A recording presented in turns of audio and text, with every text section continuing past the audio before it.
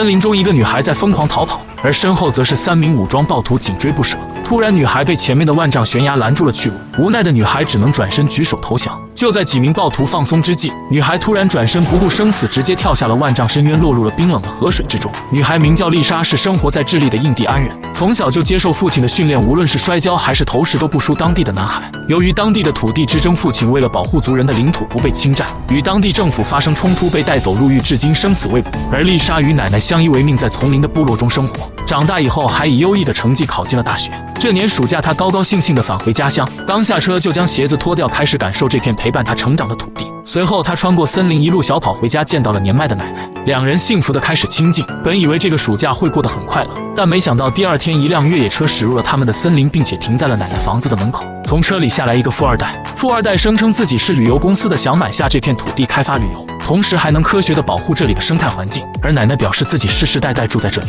保护环境也是他们的责任，所以并不打算卖出这片土地。见洽谈无果后，富二代只能留下了联系方式，还在背面写下金额5000万的数字，希望奶奶可以考虑一下。随后便离开了这里。但上过大学的丽莎觉得事情有些不对，刚刚的陈述明显漏洞百出，于是她悄悄跳上富二代的后备箱，准备一探究竟。很快，汽车就来到了富二代的营地，而这里也不是旅游公司，简直就是个勘探队。丽莎小心翼翼地来到富二代的帐篷，偷听他与父亲的对话。原来这片土地含有大量的稀土，富二代想在这里打造一个巨型矿场，从而谋取巨额利润。而他们对话的全部内容都被丽莎录到了手机里面。就在她要离开时，却被工作人员发现。慌张的丽莎见状拔腿就跑，而富二代则带着手下驾驶车辆展开追捕，绝不能让丽莎将他们的真实意图泄露出去。但丽莎从小在这片森林长大，对地形非常熟悉，很快她就通过缆绳划过了河流。追上来的富二代只能看着丽莎逃离了这里。丽莎一路狂奔回到家中，通知奶奶赶快逃走。可奶奶一辈子生活在这片土地，说什么都不愿意离开。而此时的富二代也带着手下追了过来，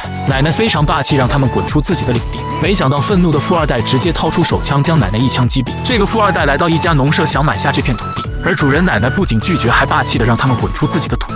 可没想到这个家伙掏出手枪，就将老奶奶当场击毙。丽莎看着倒在地上的奶奶，怒火中烧，立刻扑了上去，却被大胡子一个肘击打晕在地。随后他们将2人抬进屋里，准备毁尸灭迹。接着这帮家伙扔出火把，点燃了房间。就在火势正起时，丽莎突然醒来，看见一旁奶奶的尸体，伤心欲绝。但火势越来越凶，无奈的她只好从后门逃离。逃出来的丽莎立刻调整好状态，准备开始为奶奶复仇。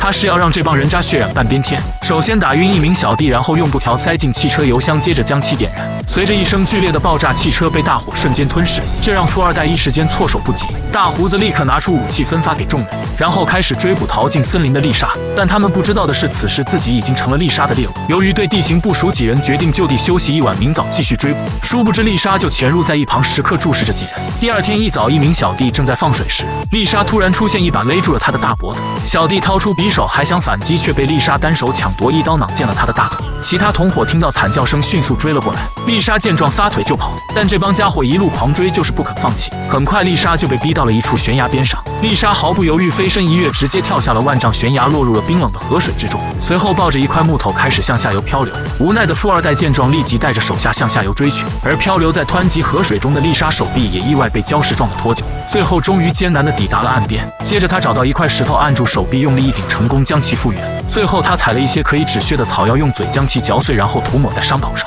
这就是印第安女孩的生存能力。与此同时，村民也发现了丽莎的奶奶死在了大火之中，他们立刻怀疑是开发商所为，便与警察发生了冲突。丽莎的叔叔和舅舅上前奋力争论，结果被警察抓了起来，还准备押送到警局。可走在半路，发现一个男人躺在地上一动不动。就在警察下车查看时，男人立刻起身，掏出猎枪将警员控制，最后成功救出了丽莎的叔叔和舅舅。原来男人是丽莎的表哥。几人意识到丽莎正在被追杀，马上向丛林赶去，准备支援。而森林里的丽莎已经做好了反击的准备，用现有的材料制作出精良的弓箭，并将箭头涂满毒药，并且还用烟雾做诱饵，将富二代一伙引到了这里，然后趁其不备，一箭射出，命中1人。众人见状开枪射击，但却打了个寂寞。等他们追到一座吊桥时，却发现丽莎已经消失不见。一群全副武装的暴徒小心翼翼地正准备过桥，殊不知一个女孩却藏在桥下。就在几人快走到中央时，桥下的女孩用小刀快速割断了绳子，下一秒2名暴徒直接掉进了河里，而身手敏捷的女暴徒还在拼死反抗，并且掏出匕首向女孩刺去，结果却扎了个寂寞。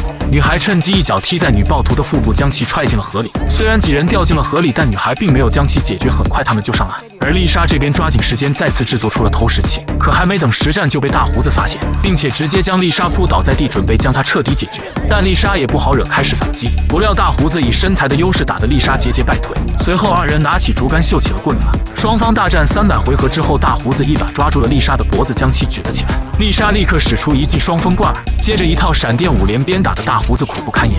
随后丽莎又用投石器绑在了他的脖子上，大胡子越是挣扎，投石器的绳子收得越紧，直到最终窒息而亡。与此同时，丽莎的舅舅和叔叔恰巧碰见了富二代一伙，得知几人是前来救丽莎的，这个家伙立刻掏枪击杀了舅舅和叔叔。还好表哥反应迅速，及时逃离了这里。没过一会，丽莎根据枪声找到了这里，看到倒在血泊中的亲人，她再次悲痛欲绝。叔叔在临死前告诉她，警察已经被富二代收买，还准备将一切嫁祸给你。就在这时，2名警察骑着摩托也找到了这里。丽莎上前一脚踹晕一名警察，夺过摩托准备离开，而女暴徒则开枪打死了另一名警察，骑着摩托也追了上来。双方随即展开了激烈的追逐，速度与激情再次上演。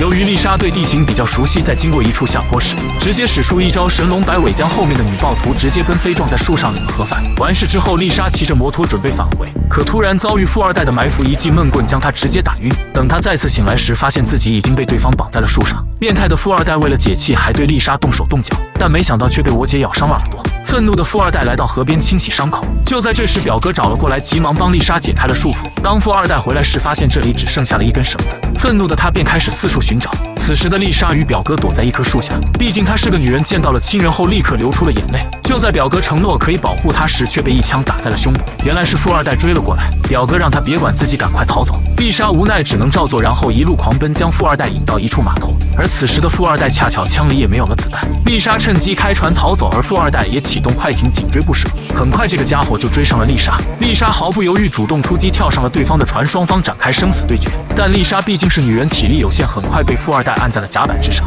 殊不知此时的快艇正在朝岸边冲去，丽莎掏出匕首直接攮进了富二代的腰子，随后纵身一跃跳进了水里，而没反应过来的富二代直接撞向了岸边。随着一声剧烈的爆炸，富二代就此告别了地球。故事的最后，丽莎将头发剪短，伪装成男人前往城市，而她的目的就是干掉富二代的父亲，只有这样才能彻底为奶奶复仇。电影至此结束。